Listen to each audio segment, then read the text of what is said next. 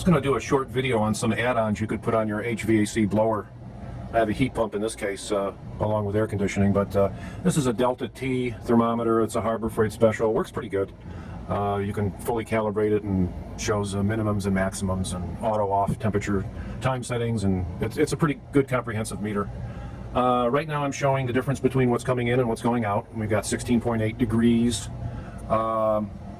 And I have thermistors, one in the output duct and one that goes down here into the input duct, and it gives you a nice snapshot of your DeltaT. Delta meaning the change, T meaning temperature, and I just turned it on so it's coming up.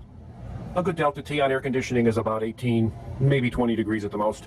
If you're out of that range, 17 to say 20, you should be in that range. If you're out of that range, you probably got some problems. Either lack of airflow, lack of refrigerant. You could have excessive humidity, which is a temporary condition. That'll give you a low DeltaT. But you'll know what's normal for your system. And this gives you a nice snapshot. The other one that's extremely important is your static pressures. All HVAC units have a static pressure. It's right on the label of the unit. Mine says on the lowest tap setting for the blower, I should have no more than 0.5 inches of water column. In this case, hard to see, but what, 0.27? Yeah, about 0.27. There's an oil in there that comes up.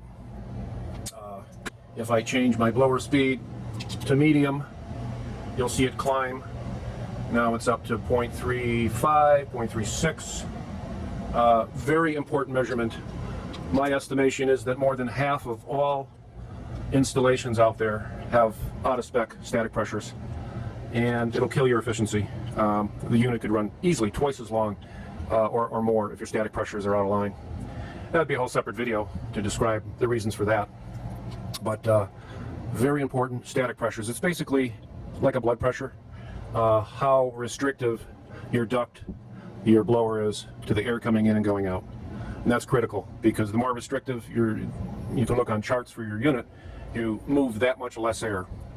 And when you move less air, your compressor's still running out there, still pulling the kilowatt hours, but now you're moving less air over the coil, and it takes that much longer to get the same cooling. And so very, very important. So between these two things, you get a lot of good information. The other thing that I added, which mainly is what I was going to make this video about, this just has a PCS motor in there with a capacitor. It's not one of those disastrous X13s or the newer ECMs that hopefully will last.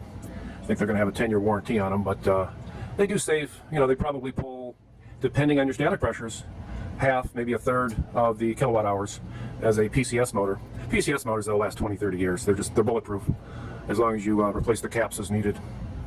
At any rate, getting off topic, it's a normal 3-speed PCS motor, permanent split capacitor PSC, not PCS, PSC motor. And I wanted to have the control to be able, through Wi-Fi, to control the blower speed from low to medium. High on because I have such low static pressures, high is almost moving too much air. So I only really need medium and low. So what I got here is a simple Wi-Fi switch. You can see that plugged in. Happens to be a Wemo brand. I just simply put an outlet there, 120 volt outlet. And there's a relay in there. It's a 120 volt coil relay. You can see it in there, okay? And I'm showing you this. If you want to do it yourself, I'm assuming you'd know how to wire it, okay? So what you're going to do is you're going to switch those two legs. You're going to put either the low speed leg to 220, or you're going to put the medium speed leg to your 220. Or you can have it switch between high and low, or high and medium. You pick two speeds because the relay is going to have two positions. So I just picked two speeds. In my case, it was low and medium. And basically what happens is when the Wi-Fi switch is on, it energizes the relay. In my case, the way I set it up is when it's energized, it energizes the low speed tap on the blower. And when it's not energized, and it's off and relaxed, and the spring pulls the relay, it's on the medium tap. And I can demonstrate that. Let's show you here. I could push the button on the unit or on the app. So when I do this, it clicks. I don't know if you heard the noise go up. Let me bring up an app that's going to show you the kilowatt increase there. Okay, we were running previously 440 watts, and then I kicked it up. Now we're up to 503 watts. That equates to something about 1100 CFMs on low and about 1300 CFMs on medium, or maybe 1350 on medium, if I recall. So not expensive to do, you know, just a Wi-Fi switch and a relay, and you just wire it such that the relay switches between 2 speeds on your PSC motor. So that's what I've added to make this older HVAC blower a little bit smarter, a little bit more informative, a little bit more control over it. By the way, I'm running a Honeywell F50, F as in filter, 50 unit. I think that they have the equivalent now is the F300, but that's I'll have to do a video on it. It's 8,000 volt cells in there. The static pressure on that unit is less than 0.1, so it's really not restrictive at all.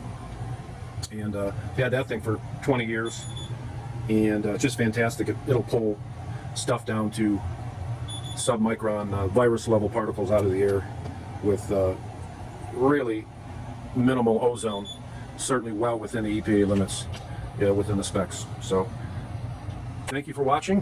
Hopefully you got a little info out of that. And if you're interested, I can go into a little bit more in depth as to how these, whether it's the DeltaT or the manometer for static pressure or the Wi-Fi switch works. Thanks for watching.